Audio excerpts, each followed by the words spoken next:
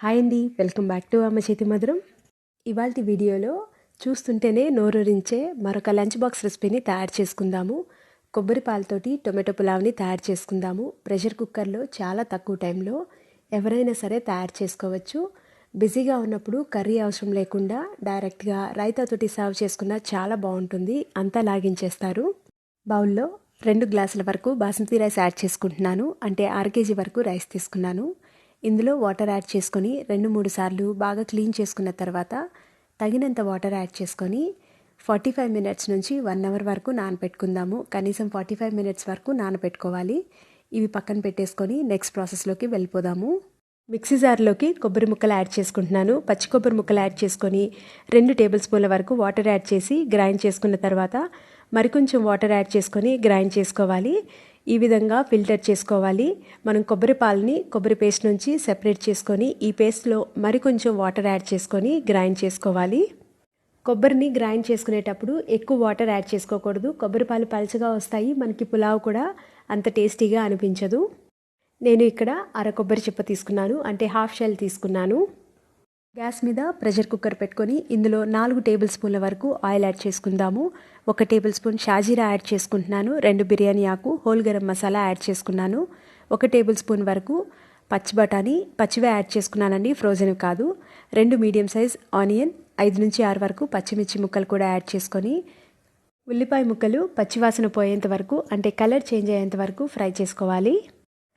Oil మరీ తక్కువ కాకుండా సరిపడా ఉండేలాగా చూసుకోవాలి. అప్పుడే మనకి పులావ్ అనేది టేస్టీగా ఉంటుంది. ఇందులో 1.5 టేబుల్ స్పూన్ వరకు అల్లం వెల్లుల్లి పేస్ట్ యాడ్ చేసుకొని 2-3 నిమిషాల పాటు ఫ్రై చేసుకుందాము. 2 మీడియం సైజ్ టొమాటోస్ని పీసెస్గా కట్ చేసుకున్నవి ఇందులో యాడ్ చేసుకుందాము. టొమాటోస్ వేసుకొని 1 నిమిషం పాటు కలుపుకున్న తర్వాత ఇందులో 1 టేబుల్ స్పూన్ ధనియా పొడి యాడ్ చేసుకుంటున్నాను. 1/2 స్పూన్ వరకు పసుపు, 1 టేబుల్ స్పూన్ కారం, 1.5 టేబుల్ స్పూన్ వరకు సాల్ట్ యాడ్ చేసుకుంటున్నాను. మీరు టేస్ట్ తగ్గట్లుగా యాడ్ చేసుకుంటే సరిపోతుంది. వీటన్నింటినీ బాగా కలుపుకున్న తర్వాత ఇందులో కొంచెం కొత్తిమీర కూడా యాడ్ చేసుకుందాము. టొమాటో మరీ సాఫ్ట్గా అయ్యేంతలా కాకుండా పచ్చివాసన పోయేంత వరకు ఫ్రై చేసుకుంటే సరిపోతుంది. ఆయిల్లో టొమాటో తొందరగానే ఫ్రై అయిపోతుంది. ఇందులో 4 టేబుల్ స్పూన్ల వరకు ఫ్రెష్గా ఉన్న పెరుగు యాడ్ చేసుకుంటున్నాను.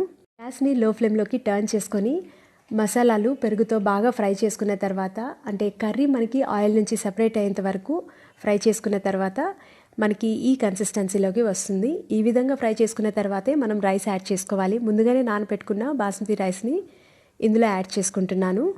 రైస్ బ్రేక్ అయిపోకుండా జాగ్రత్తగా మసాలాతోటి రైస్ని ఒకసారి మిక్స్ చేసుకున్న తర్వాత ఇందులో కొబ్బరి పాలు కూడా యాడ్ చేసుకుందాము. 2 గ్లాసుల రైస్కి గాను 2 గ్లాసుల వరకు కొబ్బరి పాలు యాడ్ చేసుకుంటున్నాను. కొబ్బరి పాలు మరీ చిక్కగా అనిపిస్తే 1/2 గ్లాస్ వరకు వాటర్ ఎక్స్ట్రాగా యాడ్ చేసుకోండి.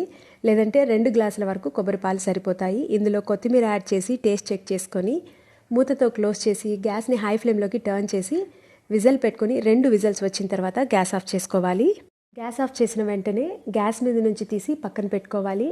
స్టీమ్ అంతా రిలీజ్ అయిన తర్వాత కూడా మరొక 10 నిమిషాల పాటు అలాగే వదిలేసి తర్వాత రైస్ని మనం కలుపుకుందాము.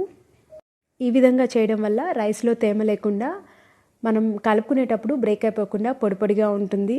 చాలా టేస్టీగా ఉంటుంది. ఖచ్చితంగా ట్రై చేసి చూడండి. మీకు ఈ రెసిపీ నచ్చినట్లయితే అమ్మ చేతి మధురం ఛానల్ని సబ్స్క్రైబ్ చేయండి. ఖచ్చితంగా లైక్ చేయండి. Thank you.